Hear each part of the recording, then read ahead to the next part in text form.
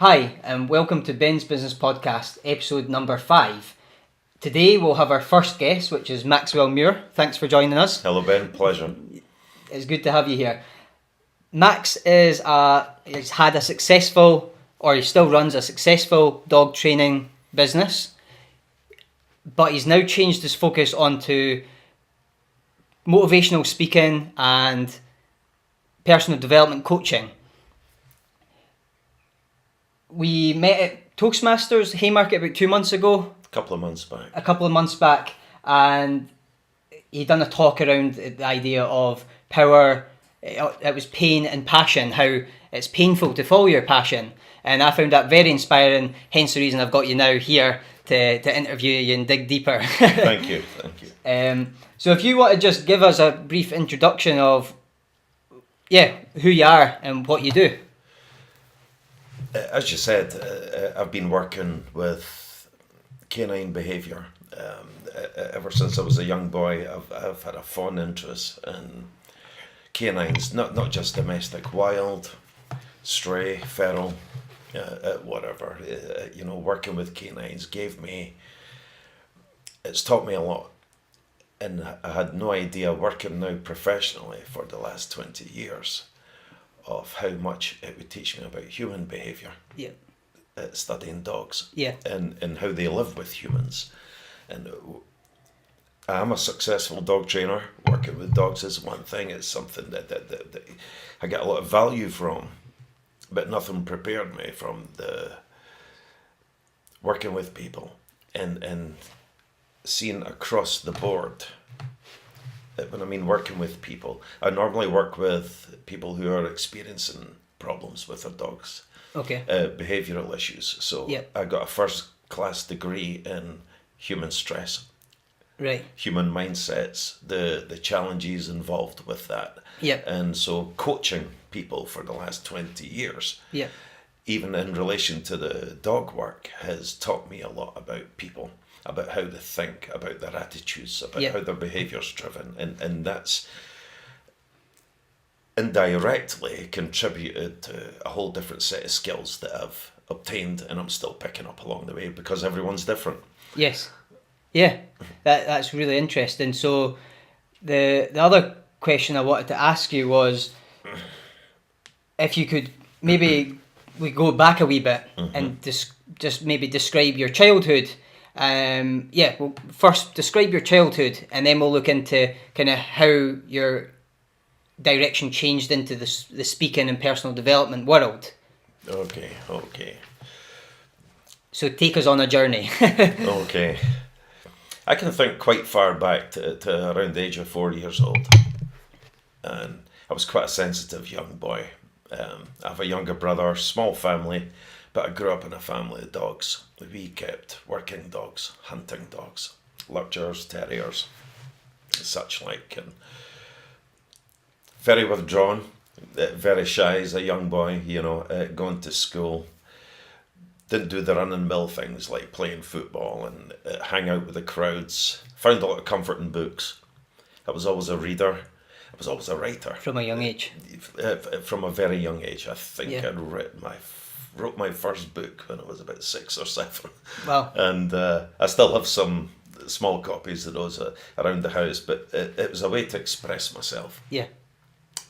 For someone who was very vulnerable, insecure about their feelings, low self-esteem, low levels of confidence, I found creative ways to try and get out of the normality of every day, if you like. Yeah. So I found that with the dogs, I found that with being creative. I had a very active mind, a very imaginative mind. I lived in a world of nights, adventure. Yeah. I had my heroes, much similar to many young children, but I was very much an internally driven person. Okay. So the outer world never really influenced much of your moves. It was all I created my own world. Yeah. I created my imaginary world that I found solace in, that I found pleasure in. Yeah. Okay. So probably be interesting to go deeper into. So, how did you find the solitude? Like, how did you escape? A couple of ways of how you escape for people who are maybe in the same position as you. That would be interesting to hear. Well, it wasn't out of the ordinary for me to take myself off into the woods Yeah. with my dogs as a young boy and Okay. just spend time in the woods. Yeah. The more remote, the better. So I would sometimes, probably unheard of much nowadays, but walk 3 or 4 miles Yeah. up into the woodlands, into the hills, and spend times there. I would let my imagination run wild. I felt comfortable. I felt at home, and that for me was a great comfort. Yeah. The wolf has been a very symbolic thing in my life, Okay. even as an adult. Going on wolf trips and studying, working with wolves. It's Yeah. so the wolf was always a symbol of the wild to me. It Okay. was always a symbol of the world that I like to live in. Yeah. A symbol of freedom. Okay. Yeah. That's very interesting. So you liked your space. Absolutely, yeah. In nature and animals. Yes. Specifically dogs. Yeah. Okay, so how about we jump forward from your childhood and maybe 15 years back from where you are today, and let's talk about why you decided to go into the speaking and personal development coaching area. Okay.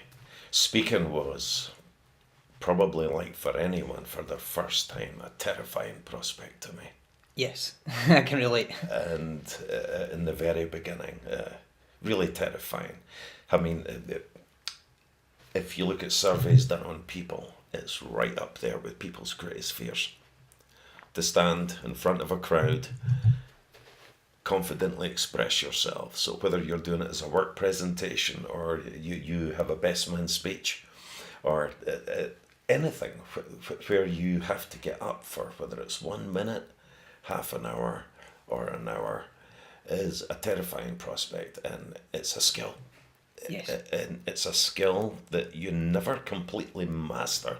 There are many good speakers, but there's always something more to learn about yourself, about your audience, and that there are different stages of speaking to become an accomplished speaker. But I personally found speaking a great way to share, a great way to express myself, a great way to build confidence, a great way to find out if you really believe what you're talking about. Yeah. And all that stuff is absolutely vital. But mastering the art of conversation. That's very important, yeah. That's what a true speaker is. It's someone who can get up there and have a conversation with an audience, who can speak from the heart. Someone who's not putting on an air, someone who's not trying to use words to sound good. Speaking is an art. It's very much an art. It's a highly developed skill, and when you build your skill level, you can accomplish so much more in all other areas of life if you can talk about what you do. Plus, it's the #1 platform to reach out to people. Yes. We all love books, we all love podcasts, we all love CDs and radio and stuff, but to speak, to go and see a speaker and to be drawn into a speaker, that speaker has to have a very good skill set to be able to do that. But you find out about yourself. You find out about all your fears. You find out about how to control those fears. Not only control them, make them work for you. There's so much around mastering the art of speaking that it's a never-ending and satisfying journey to go on. Yeah, I 100% agree. I've been on the same journey as yourself. I've joined Toastmasters where we met, and I seen your talk on passions and pains, and I thought that was the reason I wanted to get learn more about you, because I related a lot, and you done a great job of it, inviting the crowd into your world and getting us involved. It felt like, although we weren't asking you questions at the end or anything, we felt involved, and I felt very inspired by the end of it. So I think you've refined your speaking to a T. Thank you. For some of the speakers I've seen, you're one of the best that I've seen, especially at Toastmasters. And I 100% agree on that. One of the reasons I wanted to get into speaking was I found that was a great way to talk about my business, and it's almost a great entry to get to more audience if you can speak to many rather than one-to-one. Yeah. So I 100% agree on that. And as well as just benefiting your business, you learn so much about yourself on that journey, because you have to learn about you have to dig deep to bring out emotions. Yeah. So I've noticed that myself. There was one. This is a funny question. It might be, but when you first done your speech at Toastmasters at Haymarket, I thought there was maybe a theme that it was a dramatic talk. I was going to ask you where you got your accent from. Has anyone asked you that question before? It was at first I thought it was an act, like a wise man's like whisper talk, but it's actually your accent, and it's quite amazing. It's very unique. So I was wondering, where does that come from? Are you originally from Edinburgh? I'm from Pennycook. Pennycook, right? Born Okay. and bred. Yeah. I've travelled well. You've travelled well. That could be it. I have no idea that I've developed some, but people have said. But there's a thing when you learn to speak as well. Every single person is different. In order to reach everyone from all creeds and culture, your speaking takes a different form, because you have to reach everyone. So the slang talk takes a back seat. That you learn how to phrase things properly and in a different manner as well. So, and from place to place where accents differ, you may have to tweak some things. Yes. So it's possible that changes your speaking voice. Yes. Definitely. Yeah, so it's maybe not accent that I've noticed, it's more the flow of your speech. If you go to Toastmasters, there are at least, especially in Edinburgh, 12 different countries. Yes. Present in that audience. Yeah. And to be able to give value to everyone, you sometimes have to pronounce things more carefully, more acutely, differently, just so that the whole audience gets value. And if you speak to 200, 300 people in a capital city, you have so many different people from all walks of life. So each speaker has to refine their voice in order to reach everyone. Yes. Okay, that's interesting. I just thought I would pick up on that. Yeah, These are the kind of things I notice as a person. I doubt many other interviewers have asked you that question. Right. So I thought I would bring that one up because it's probably an unusual question. Also, remember watching your video on Inspired Edinburgh, your interview with them, and you were talking about how you tend to not consume as much as your own experiences, as in you use journals like myself. I use a journal myself to take note of my own experiences. You seem to do it at a different level from me. You were, when we spoke before about books, we're talking about our book stuff, and you mentioned that you prefer listening to your own lessons over other people's. Yeah. Could you go into that and elaborate on that? I'm a great reader of books. Books to me are jewels. They're very precious. I would rather lose my wallet than lose a lot of my books, because although I can replace the book, I can't replace the thoughts and notes that have gone into that book. Now, books are like mentors. So I always go with Bruce Lee's philosophy: absorb what is useful for you, and put the rest aside. And because I'm a very emotional person, I like to record how I feel throughout life. Good experiences, bad experiences, when I feel creative, anything like that.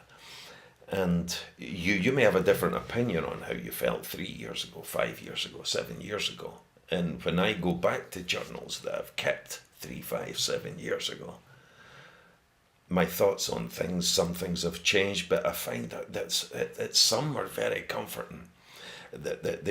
People often say, what would you say to the 15-year-old you? Yes. or the 25-year-old you? I go back to these journals.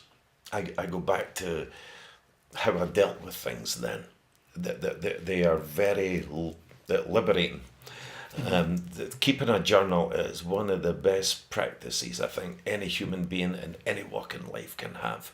I go through them more than I do photo albums, because they are photo albums in a way. The imaging is very strong. I can even tell by my handwriting that they match the emotions of what I was writing at the time. And there's lots to look in a journal. I don't keep a journal daily, but I do keep it regularly. And if there's something worth recording in it, also it's a legacy.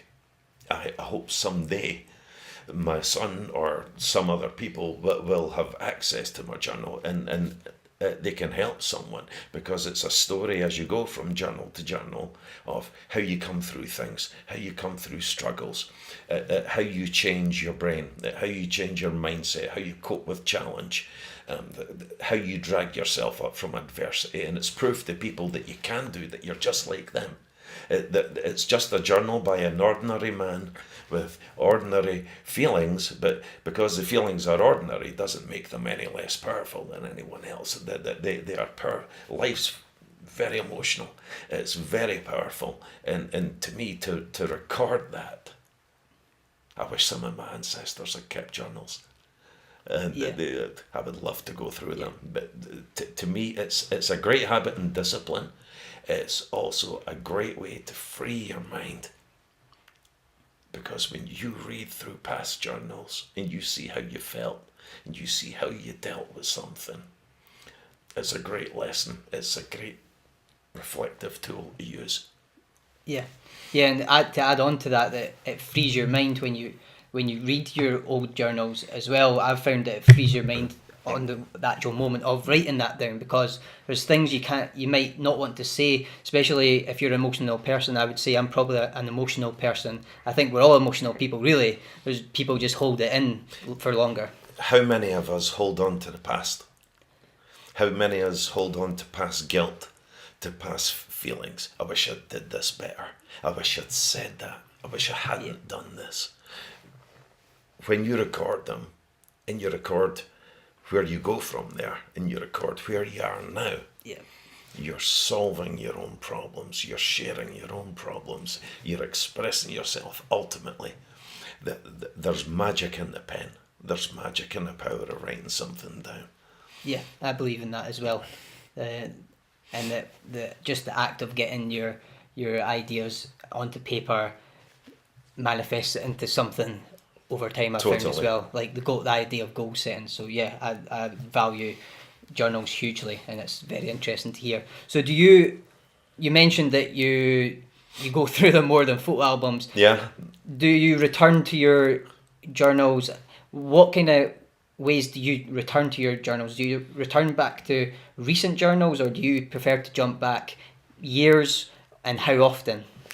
My journals aren't all in the form of books or diaries. I have things like shoe boxes with bits of paper that I grabbed, and I'm always carrying a pen and taking something out and writing it down. There's value in it. So I have scraps of paper. I have singular sheets of paper with very important thoughts written on them. There's no rhyme or reason. If you looked at my collection of notebooks and journals in my study or throughout my house, there's no order to them. To you, there would be a mess. You pick one up. There's no volume or anything like that. But I know them all. Is there order? Because it's so intimate. There's order to you? There's order to me. Okay, yes. They're so intimate that there could be 5 lying over here, one under a pile of books, one lying under the couch. On site, I know which one it is, and I know what's in it. Okay, that's interesting. They're not forgotten notes. Okay. Right, that's very interesting. So you don't have any specific tools to keep a journal. It's really Just a pen right. and a paper Just to right. get off your head. Yeah. Okay, that's interesting. I seem to be a wee bit more structured in the way that I journal, but that's very interesting. The idea of just getting it off your head and into paper. When I spoke in Bilbao many years ago, but it was my first public speaking shot, and I went out and I bought this little notebook, and it was a 20-minute public talk. There was a crowd of maybe 110 people there, and I went out and bought this because I had to record what I was feeling. And I went out of the hotel and I stared at the river and I was looking at it was quite an emotional time, and I wrote about 3 or 4 pages without thinking about what to write. And that's just in a little basic black notebook with a band round it, and that's all that's in that notebook. Right. And I know where it is, and I know where it's lying there. It's very specific to that memory. Right. And so that just sits in its own. Okay. That was a very special feeling. So I have some pieces of paper that I've just put into an envelope, and I know the type of envelope it's in. It's maybe wedged in a book. I'll sometimes put notes and wedge them in pages of books as well, and I always know which book they're in. Yeah. So you count any piece of paper, whether it's a book or a new notepad, an old sheet of paper, as your journal. Yes. The world's your journal. The written word. Yeah. Yeah. Yeah. Okay. Next thing I wanted to dive into, going back to your past and looking at any regrets that you might have, the main ones that if you were to do it again, you would avoid that mistake, or that if you could count it as a regret. Have you got any of them, and what are the main ones? Regrets as in like an action you took that set you off in the wrong path, okay. or along those lines, or something you done that set you off in the wrong path. If you were to advise someone younger than you, it's almost along that line of the younger self, but more so focusing on the regret that might have allowed you to do to be further, or Okay. I hope that makes sense. I think the time is right for you when you find your path. Yeah. And that can basically come at any age. I think we need to sample life first. I think we need to make mistakes. I think sometimes that we need to put ourselves in a pool of trouble. Some troubles can't be shared, and they're very much internal things. So we all make bad choices in life. Have made many bad choices in life, but my strengths have come from them. My strengths have all come from weaknesses. I don't think I've made a choice that I could go back, and I think the hardships have served me well. And it's not so much that what you went through bad choices, it's how can you make them useful. Life's not all about making good choices. It's about how you deal with it's playing a bad hand well. Yeah. It's learning from your mistakes, but also you can't get rid of them. Some stuff you carry around like luggage. You've maybe done something to hurt others. You've maybe done something to hurt yourself, those closest to you. It's how can I make use of those mistakes? So my regrets, I never think of the word regret. I never really think of the word regret, and I think sometimes that I deserve maybe to experience things a little harder sometimes than I did if I'd been able to acknowledge it sooner. But sometimes when you're going through hardship, you don't always see the opportunity that can come from that. And That's why we're here, to share and help other people from our hardships. That's what part of motivational speaking and personal development is about. Personal development is about developing yourself, making use of negative moments in your life. Negative moments are useful if we're able to draw strength from them. We're born with the ability to learn, but we're not born wise.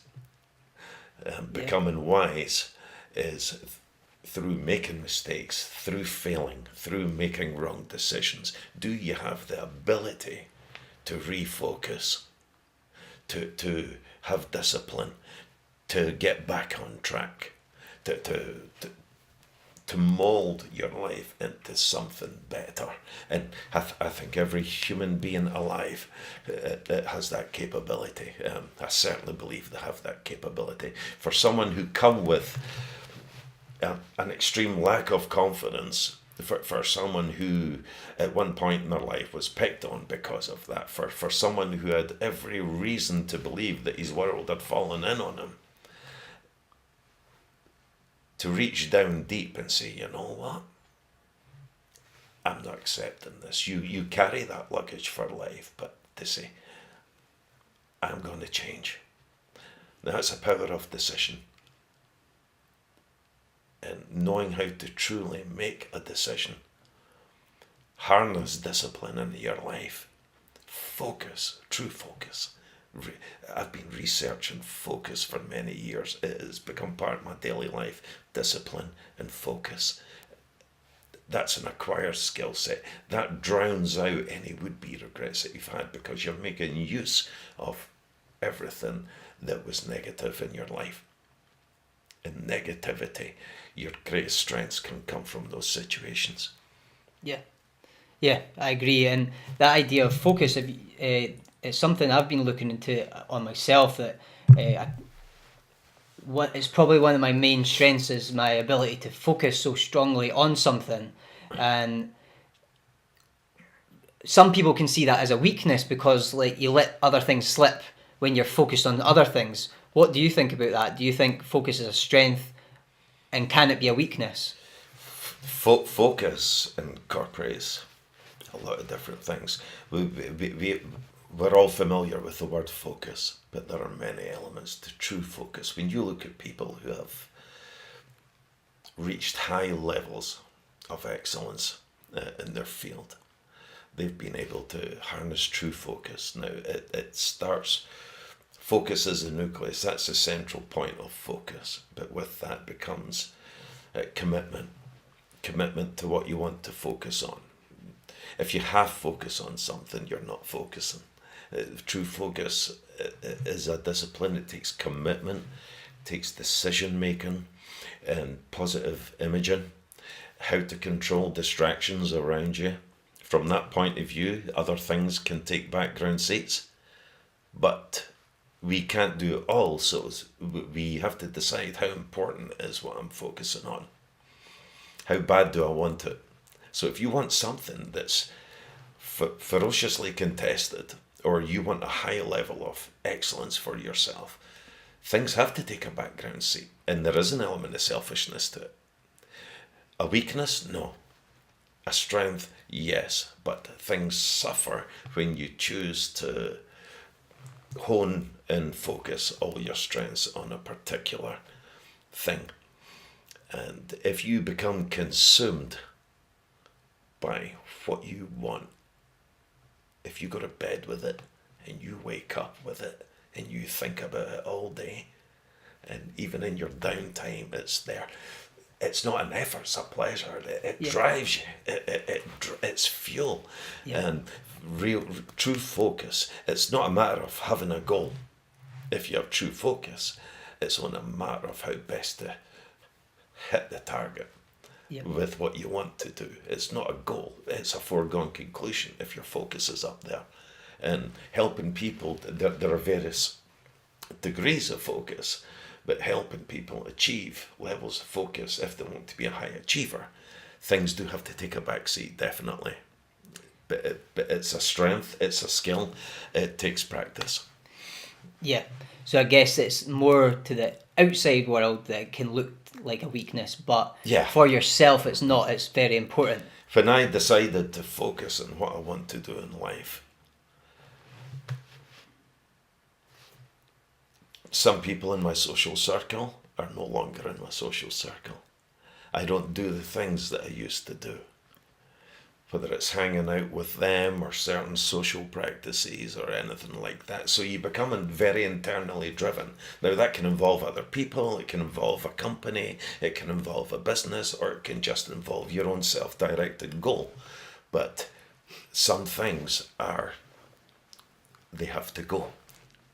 They have to go. You can't take it all with you. Yeah. And excellence demands sacrifice. Yeah, I agree. And not everyone around you is going to be happy with that. And you're going to be criticized.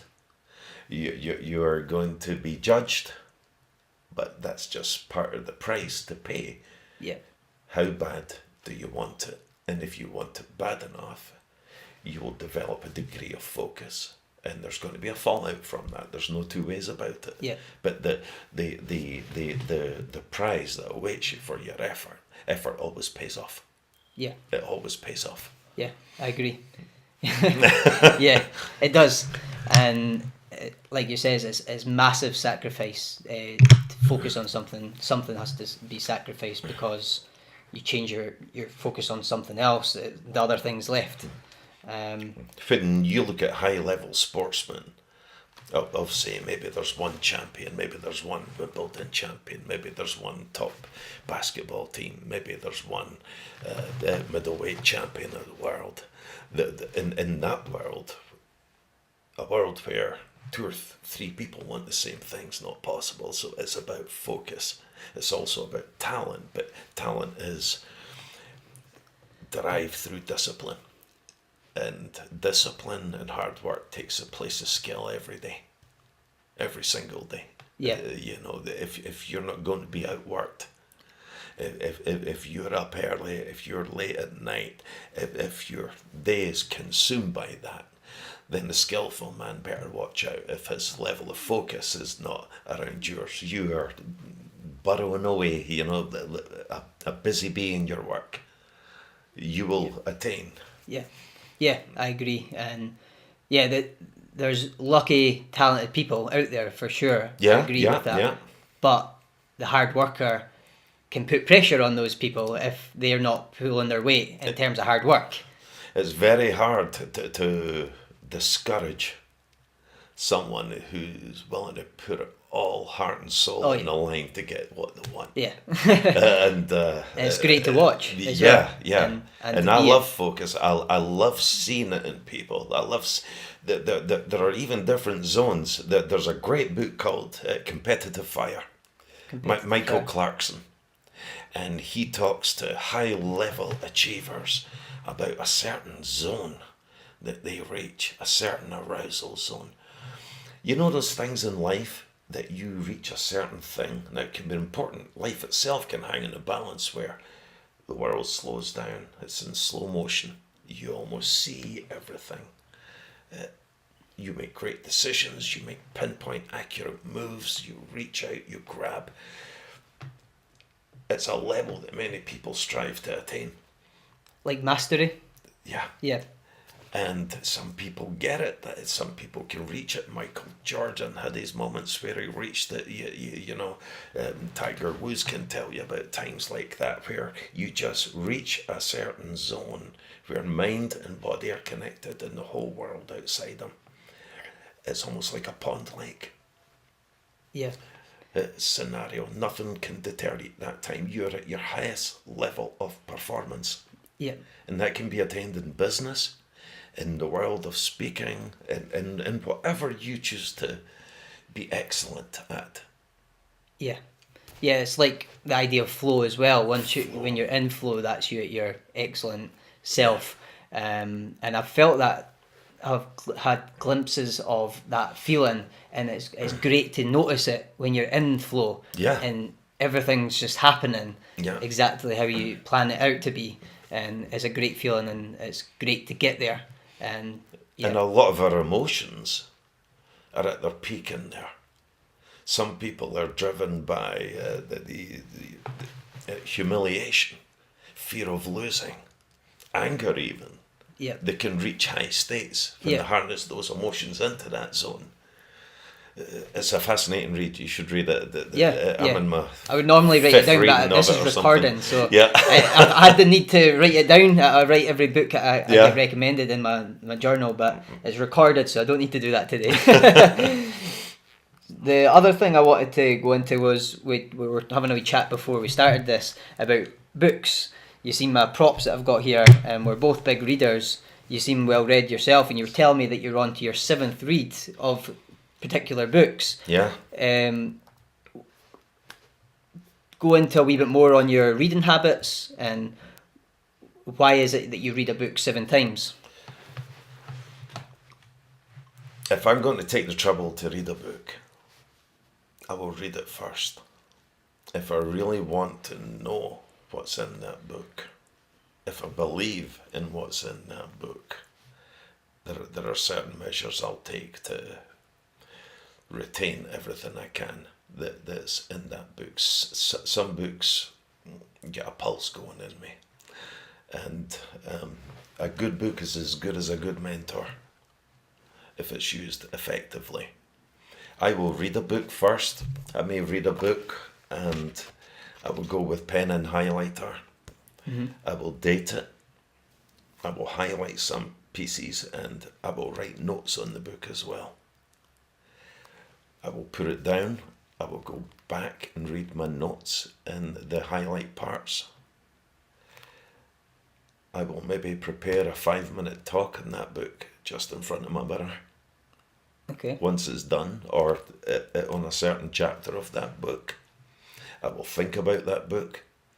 I will put it down as a second or a third read in my shelf of to-read books. And if the book is worthwhile, I will get something time and time again for that book. The Competitive Fire book, I think it's 5 times or something that I've read that. Now, I read about 4 or 5 books at a time anyway. Probably one of my favourite books is written by a sports coach called Terry Orlick, In Pursuit of Excellence. I love that book. I love that book. And if you want to learn about true focus, that's a great book to start and end with. Yep. And I've read that book so many times, it might be 7 or 8 reads. Okay. And there's so much written and pasted into that book. Yeah. And I've spoken about certain elements of that book so many times that book and what's in it, that book has effectively played a big influence in coaching me. Right. Because the coaching in it I've put to practice and it's been effective. Yeah. It has to be effective for me to go back again. So I need to see results in my daily life. I'm constantly putting myself on a rigorous course of personal development. So if I think something needs work in my life, in a particular aspect, there are certain authors I'll consult. There are certain people that I will go and speak to. I will remember or write down what they say. I will make notes on it. I will try it out. I will try it out in my life. I will implement it. If it bears fruit, if I get results from that, that book becomes part of the gold dust, your top shelf. Yes. Of books. Yes. And that book that's a precious jewel to me. Yeah.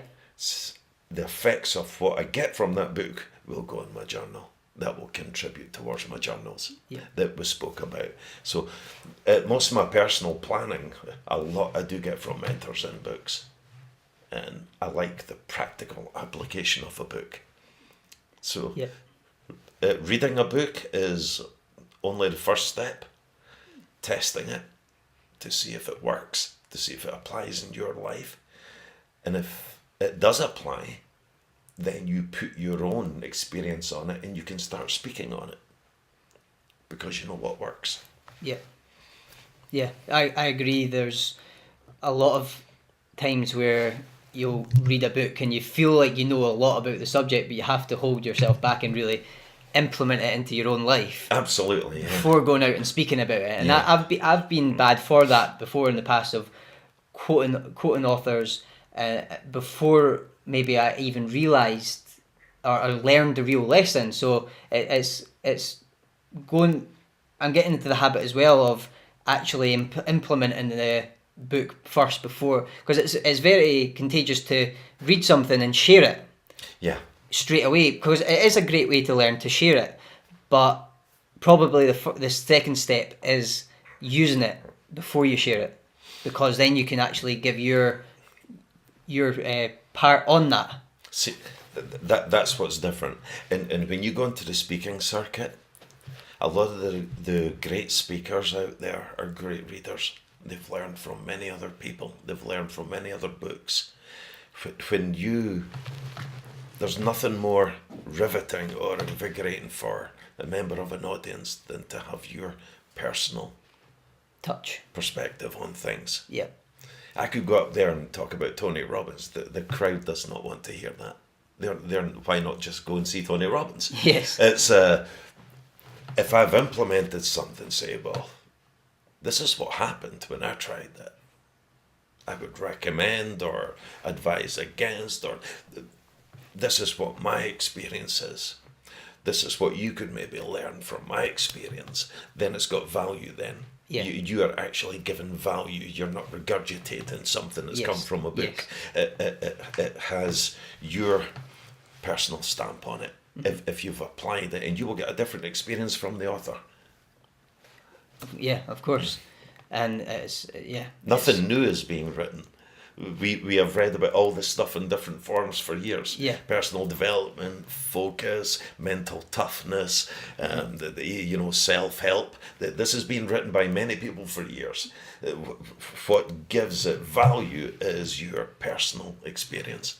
Yeah. And that's what people learn from. That's the difference between self-help and shelf-help. Yeah. I totally get that, and I'm implementing that and trying to live the words before I speak them in a way, and learn the lessons. It's like, I was talking to a woman called Bernie Petrie, who's from North Berwick here, and she was talking about the idea that she had to stop herself from watching videos on someone who does very similar coaching to her. And it's not as if she's copying that woman, but they tend to talk almost the same things. So she feels the idea that if she watches, she might repeat what that woman said, or not want to say what that woman said. Yeah. So that's another lesson there, is the idea of watch who you're watching. Make sure you're learning more from your own internal experiences before reaching out to other mentors to find the answers. And there's nothing so bland as an abstract talk. Yes. And what we need to develop confidence in is our uniqueness, how unique we are. Yeah. There are not two yous. There are similar experiences to what you can share, but it's uniquely you. And when it is uniquely you, you're given full value. There's no copying in it. Yeah. And Bruce Lee again said, "There's no help but self-help." And Bruce Lee was a great reader. Loved his library. One of my favourite pictures of Bruce is him sitting beside his vast library. And he would read, and he kept as many journals as books that he read as well. And that's the practice. That's why I love the journals. Is your confidence comes from what is uniquely you. What have you found? How this affected you? How you triumphed over it? How you used it? That's how you get an audience. That's how you become a unique speaker. There are many speakers on various topics where it can all be similar in mindset, NLP, personal development. Yeah. What makes you different? And what makes you different is your uniqueness as a human being. Yeah. Your story, your journey. Your story. You seem to be a big fan of Bruce Lee. I know a few people are a good fan of Bruce Lee. I've never come across, although I'm into personal development, self-help, could you recommend maybe 2 books that talk about Bruce Lee, maybe an autobiography or biographies Okay. that are around Bruce Lee and his lessons. I'm not so much into Bruce Lee as a fighter. Okay. As a martial artist, although he was highest excellence of what he did, Yeah. it was how he dealt with adversity. Okay. He had every disadvantage going. And people thought it was genetics, that he was he had these superhuman qualities, but people don't realize that the troubled background that he came from, as a young man, the eyesight trouble that he had a chronic back injury where he was told he would never walk again, and he could not entertain that. There was no quitting him. It goes back to a very emotional interview that I watched once with a boxer called Vinny Pazienza, who was high-level boxer, and he broke his neck in a car crash. And the doctors basically told him it was over.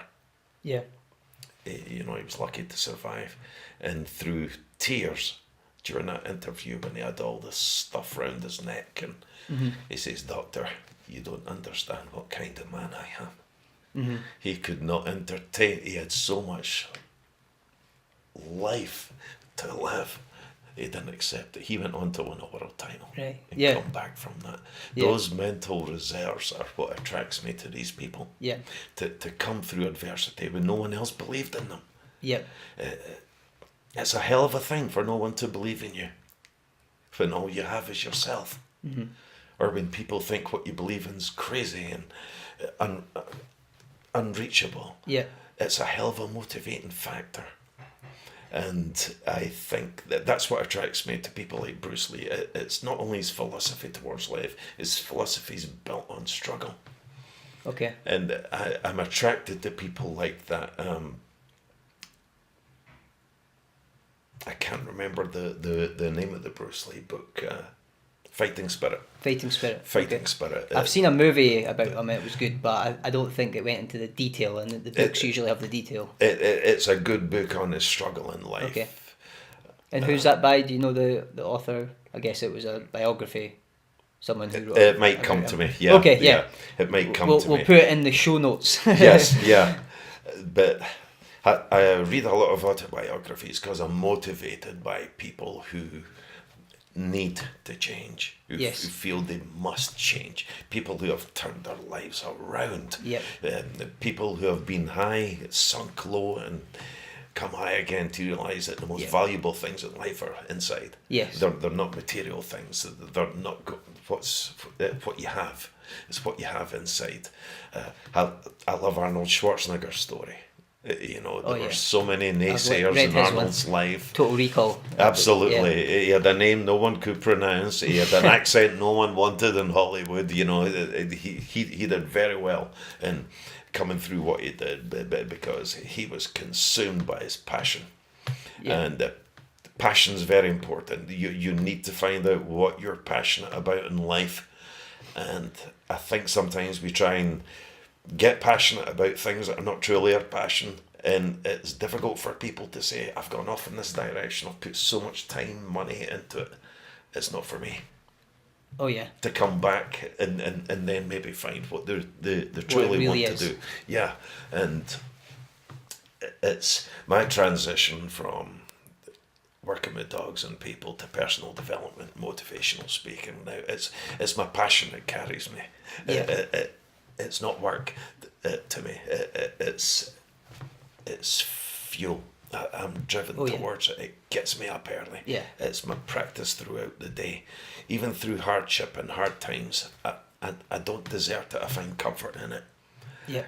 And all the positive gurus in the world, they have as much troubles in their daily life as you and I.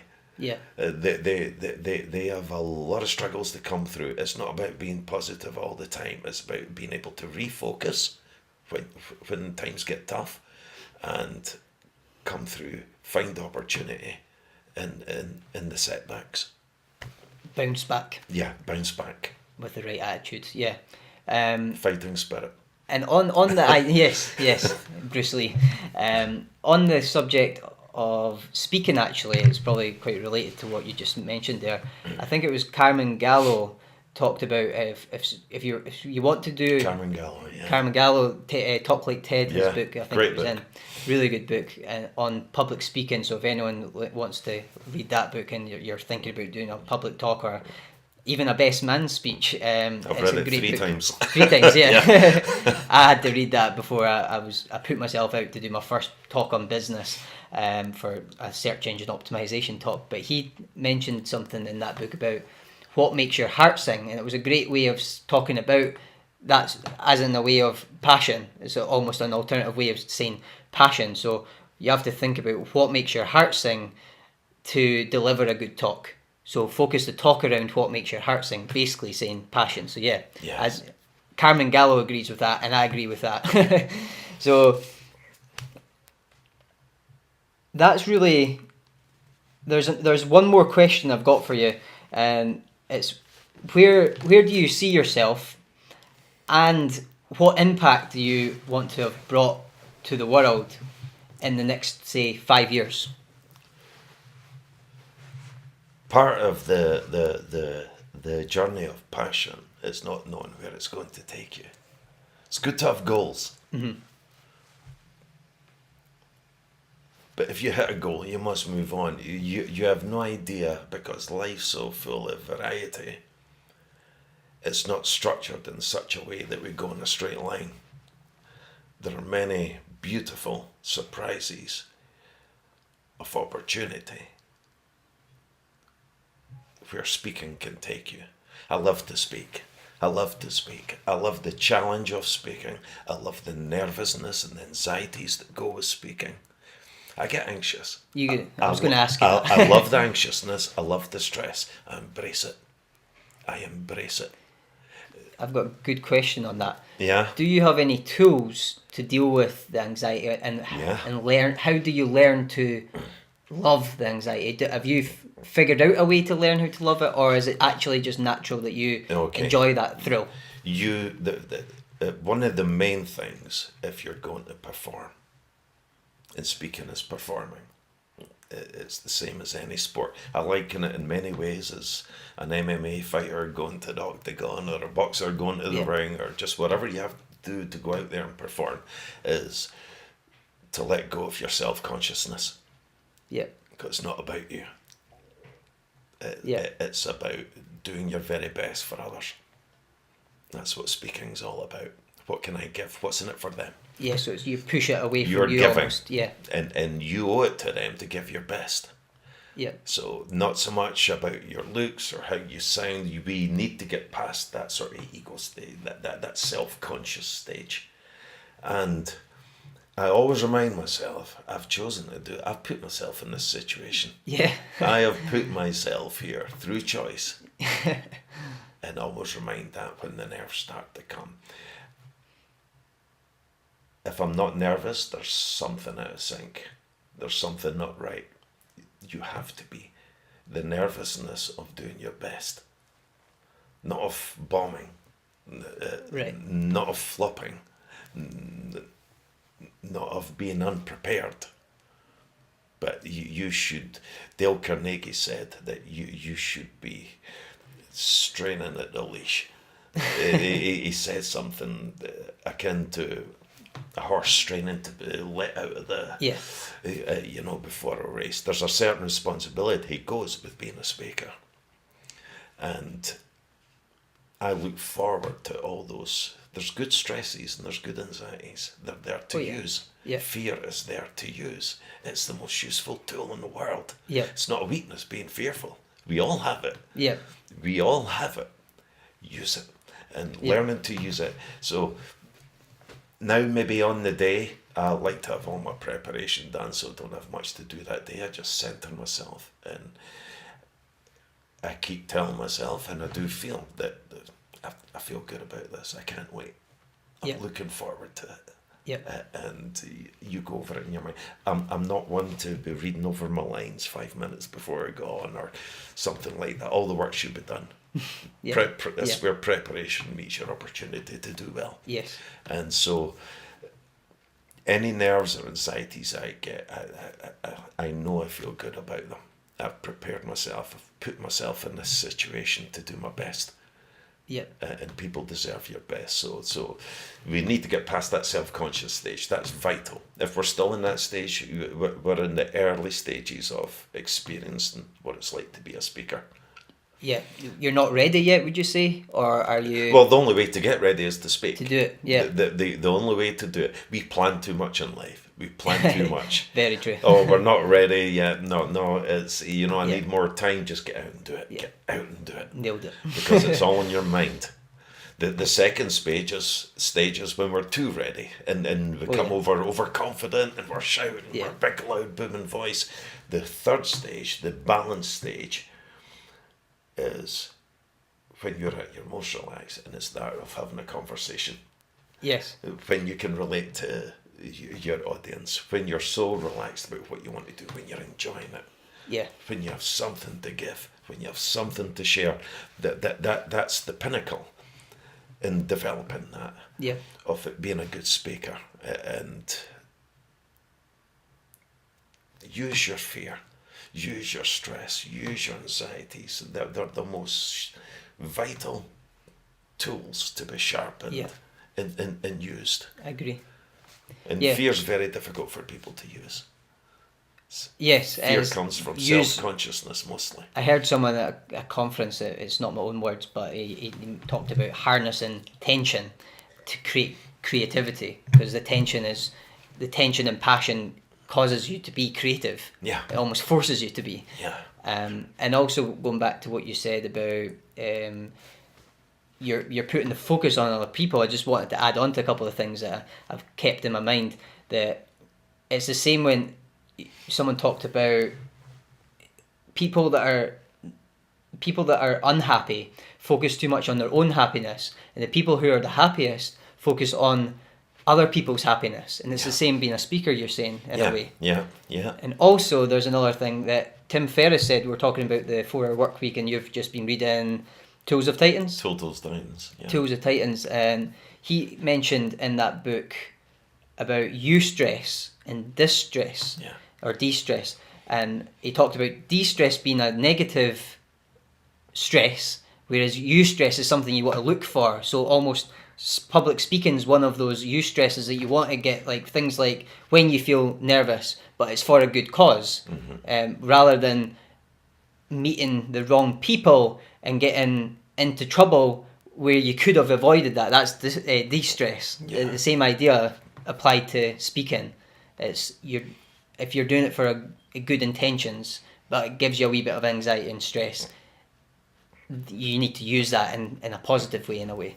Yeah. I remember one speaker going on before me, poor lass, and it was literally less than a minute before she went on, and she turned away and threw up. She just got engulfed with her own fear. Yeah. And I was on right after her. So I had to go on in her place early.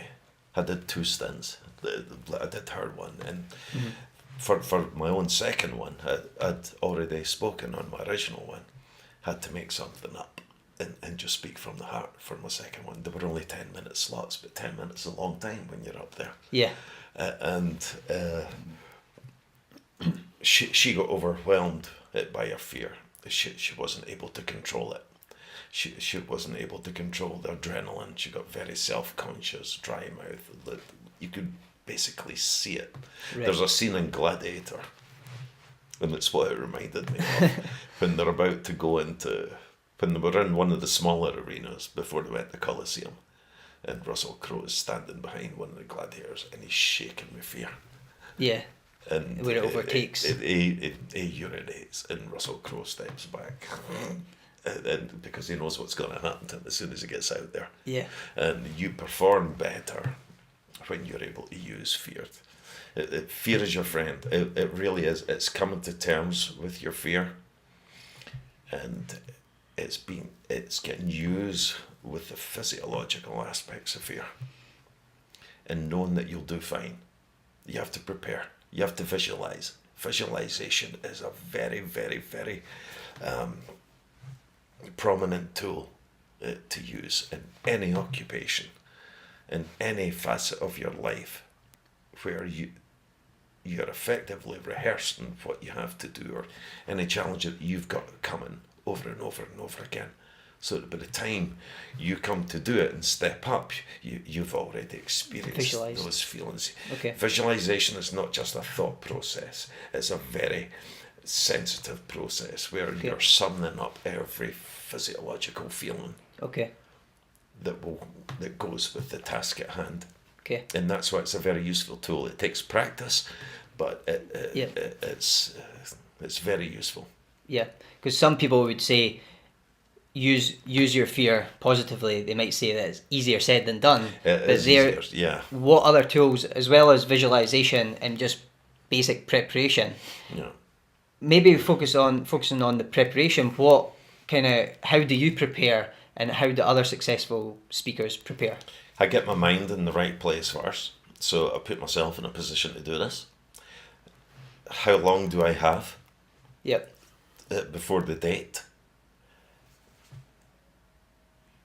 I'm one for preparing right away. So if someone says, I want you to do something end of March, can you speak for me?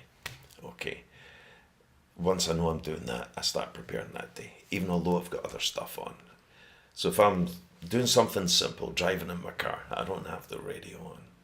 If I have stuff coming up, my brain is working overtime.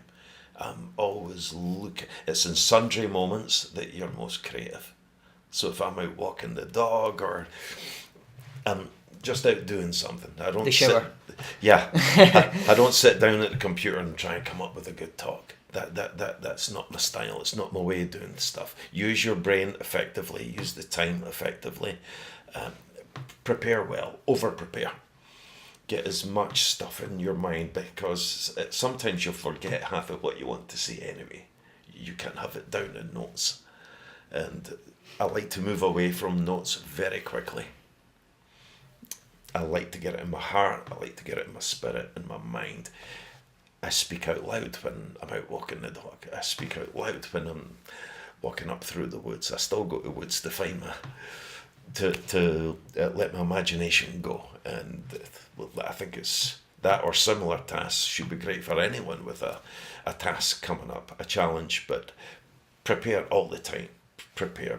Be as creative as possible. Use your time effectively to be creative. That's one of the big tools. I visualize it a lot. And summon up those feelings where you're with it. If you have 2 or 3 colleagues, talk about it in conversation, and then maybe stand up and do something in front of them. Stand up and speak in front of your mirror. Do it outdoors. Don't limit yourself to one room. Do it everywhere. Do it in the car. Do it wherever. But get into the habit of hearing yourself say it. Lincoln used to speak a lot about saying things out loud, about reading things out loud. There's a different connection between the brain than reading and saying it out loud. And it goes into your memory banks. Don't forget about forgetting stuff when you get up there to speak. It's all in there anyway. It's having the confidence and the faith that it's in there, and that it's going to come. Right. Even if you forget what you want to say, you've got a lifetime experience in there. Yeah. If you're trying to remember maybe 10 minutes of notes, there's a lifetime backup material in there on your subject. Know your topic. If it's from the heart, you will not run out of material. And prepare that way. Okay, so it's, in a way, you think it's okay to veer off.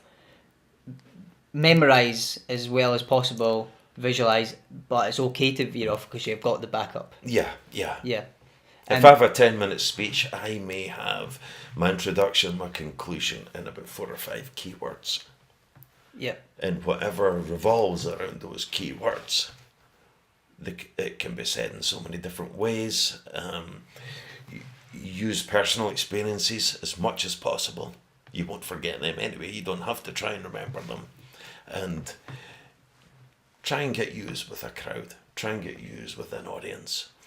join somewhere like Toastmasters or the Professional Speaking Association, get up there and get into the habit of speaking, controlling nerves, breathing. Yep. And the idea of thinking on your feet as well, the impromptu speaking, which has really benefited me, especially in situations like this. It's allowed me to react better when someone asks me a question or vice versa, and respond to someone's answer. It helps a lot. Toastmasters itself. So yeah, I highly recommend that as well. I think that's probably all we've got time for. But it's been an absolute pleasure, and it's been brilliant to hear your journey and your story. Thanks a lot for coming along and sharing everything. Thank you, Ben. Yeah, Pleasure. Thank you. Pleasure.